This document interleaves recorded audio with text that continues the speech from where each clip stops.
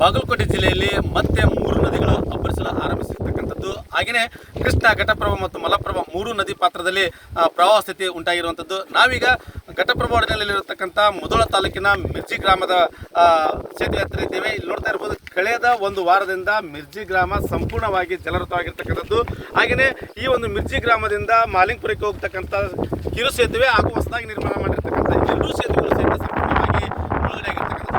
ಕಳೆದ ವಾರಕ್ಕೆ ಹೋಲಿಸಿದರೆ ಇವತ್ತು ನೀರಿನ ಹರಿದು ಬರುವಿಕೆ ಸ್ವಲ್ಪ ಕಡಿಮೆ ಆಗಿದೆ ಅಂತ ಹೇಳ್ಬೋದು. ಈವರೆಗೆ 80,000 ಕ್ಯೂಸೆಕ್ಸ್ವರೆಗೆ ಬರ್ತಕ್ಕಂಥ ನೀರು ಘಟಪ್ರಭಾಕ್ಕೆ ಇವತ್ತು 50,000 ಕೆಳಗೆ ಆಗಿದೆ. ಆದಾಗ್ಯೂ ಸಹಿತ ನೀರಿನ ಹರಿವಿನ ಪ್ರಮಾಣ ಜಾಸ್ತಿ ಆಗಿರೋದ್ರಿಂದಾಗಿ ಸೇತುವೆಗಳು ಸಂಪೂರ್ಣವಾಗಿ ಮುಳುಗಡೆಯಾಗಿರೋದ್ರಿಂದ ನೀರಿನ ಪ್ರಮಾಣ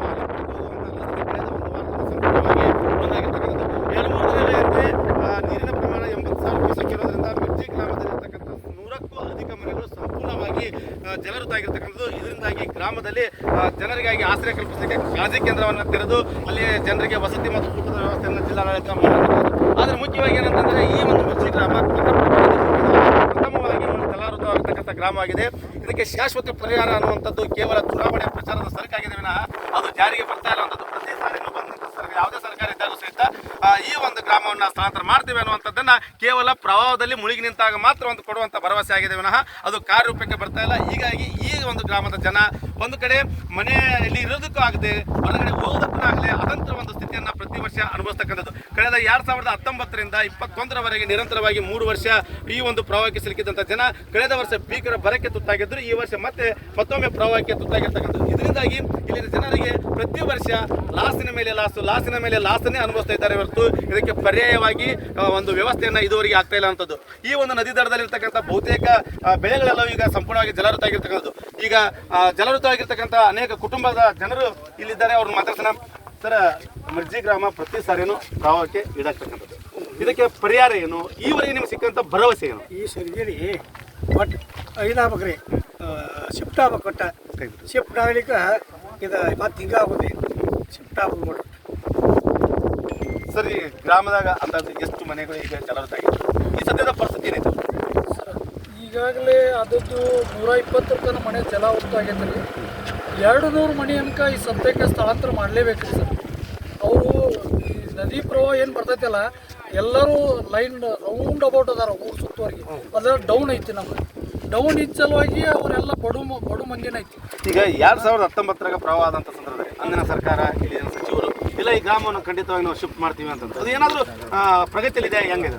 ಇಲ್ಲ ರೀ, ಅದನ್ನು ಮಾಡಿದ್ರು ಪ್ರಗತಿ ಒಳಗೆ ತೊಗೋಬೇಕಂತೇಳಿ ಇಲ್ಲಿದು ರೇಟ್ ಹೆಚ್ಚಾಗ್ತಿದ್ರಿ ಎಕರೆ ಗುಂಟೆ ಮೇಲೆ. ಅಂದ್ರೆ ಏನು, ಒಂದು ಮೊದಲು 20 ಲಕ್ಷ ತನ ಇದ್ದು, ಒಮ್ಮೆ 40 ಅದು, ಈಗೆಲ್ಲ 50 ತನ ನಡೆದವ್ರಿ. ಅದಕ್ಕೆ ಮ್ಯಾಲಿನ ದುಡ್ಡು ಯಾರು ಹಾಕಬೇಕು? ಸರ್ಕಾರನ ಹಾಕೋದಿಲ್ಲ, ನಮ್ಮದೇ ಆದಂಥ ದುಡ್ಡು ಕೊಡ್ತೀವಿ ಅಂತಾರೆ. ಇಲ್ಲ ಜಮೀನು ಕೊಡಕ್ಕೆ ಮುಂದೆ ಬರೋಂಗಿಲ್ಲ ಯಾರು. ಮತ್ತು ದುಡ್ಡು ಇಲ್ಲಿದು ನಡೆದಂಥ ದುಡ್ಡಿಗೆ ಕೊಟ್ಟರೆ ಅದು ಜಮೀನು ಖರೀದಿ ಮಾಡ್ಕೋಬೋದು, ಪರ್ಚೇಸ್ ಮಾಡ್ಬೋದು. ಇದು ಗ್ರಾಮಸ್ಥಳದ್ದು. ಒಂದು ಕಡೆ ಇದುವರೆಗೆ ಜಲಾವೃತ ಆಗಿ ಸಂಕಷ್ಟವನ್ನು ಎದುರಿಸಿರ್ತಕ್ಕಂಥ ಜನ ಈಗ ನೀರಿಗೆ ಇಳಿಕೆಯಾಗಿದೆ. ಜಲಾವೃತ ಆಗಿರ್ತಕ್ಕಂಥ ಮನೆಗಳು ನೀರಿನಿಂದ ಹೊರ ಬಂದರೂ ಸಹಿತ ಇನ್ನೂ 30 ಮನೆಗಳು ನೀರಲ್ಲಿವೆ. ಇದ್ರ ಜೊತೆ ಈಗ ಅವ್ರಿಗೆ ಇರ್ತಕ್ಕಂಥ ಸಂಕಷ್ಟ ಅಂತಂದರೆ ಸಾಂಕ್ರಾಮಿಕ ರೋಗಗಳ ಭೀತಿ.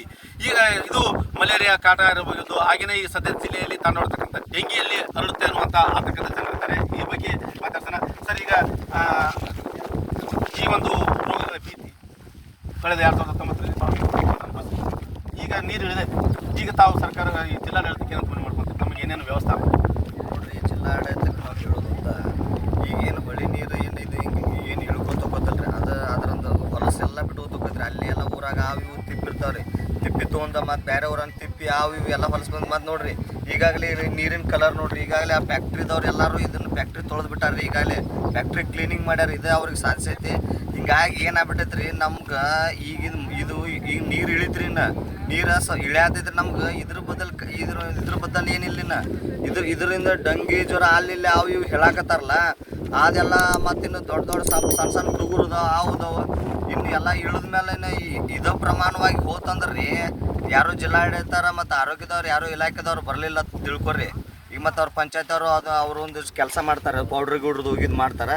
ಮತ್ತು ಇವರು ದೊಡ್ಡ ಇಲಾಖೆದವ್ರು ಬಂದು ಅದನ್ನು ಒಂದು ಸ್ವಲ್ಪ ಹೆಲ್ಪ್ ಮಾಡಲಿಲ್ಲ ಅಂದ್ರೆ ರೀ ಜನ ಅವರು ಈ ಹುಳ ಅಲ್ಲಿ ನೋಡ್ಬೇಕ್ರಿ ಸರ್. ಅಲ್ಲಿ ಹೇಳ್ಬೇಕಂದ್ರೆ ಸಾಯಂಕಾಲ ಅಲ್ಲಿ ಹೋದ್ರೆ ಕಡಿ ದೂರ ಹೋದ್ರೆ ನಿತ್ತಲ್ಲೇ ಗೊಯ್ಯತ್ ಒದರ್ತಾವೆ.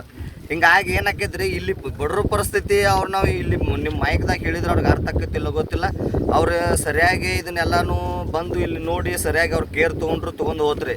ಮತ್ತು ಇನ್ನು ಅವ್ರು ತೊಗೊಲಿಲ್ಲ ಅಂದ್ರೆ ನಿಜವಾಗ್ಲೂ ಇದು ದೊಡ್ಡ ಪ್ರಮಾಣ ಅವರು ಬಾಗಲಕೋಟೆಗೆ ಹೋಗಿ ಅವ್ರು ಜನ ಕೊಂಡ್ರು ಲೆವೆಲ್ ತೊಗೊಂಡು ಹೋಗೋದು ಮಾಡ್ಕೋಬೇಡ್ರಿ. ದಯಮಾಡಿ ಎಲ್ಲ ಇಲಾಖೆದವ್ರು ಬಂದ ಎಲ್ಲರೂ ಹೆಲ್ಪ್ ಮಾಡ್ರತ್ ನಾವು ಹೇಳ್ತೀವಿ. ಇದು ಮಿರ್ಚಿ ಗ್ರಾಮಸ್ಥರು ಹೇಳುವಂಥದ್ದು. ಒಟ್ಟಾರೆಯಾಗಿ ಕಳೆದ 8 ದಿನಗಳಿಂದ ನೀರು ನುಗ್ಗಿ ಸಂಕಷ್ಟವನ್ನು ಎದುರಿಸಿದ್ದೇವೆ. ಈಗ ನೀರು ಇಳಿಕೆ ಆದರೂ ಸಹಿತ ರೋಗದ ಭೀತಿಯಿಂದ ಬಳಲ್ತಾ ಇದ್ದೇವೆ. ಹೀಗಾಗಿ ಜಿಲ್ಲಾಡಳಿತ ಕೂಡಲೇ ಯುದ್ಧೋಪಾದಿಯಲ್ಲಿ ಪರಿಹಾರ ಕ್ರಮಗಳನ್ನು ಕೈಗೊಳ್ಳಬೇಕು ಅನ್ನುವಂಥ ಆಗ್ರಹವನ್ನು ಮಾಡ್ತಾ ಇದ್ದಾರೆ. ಅಶೋಕ್ ಶೆಟ್ಟರ್, ವಿಜಯವಾಣಿ, ಬಾಗಲಕೋಟೆ.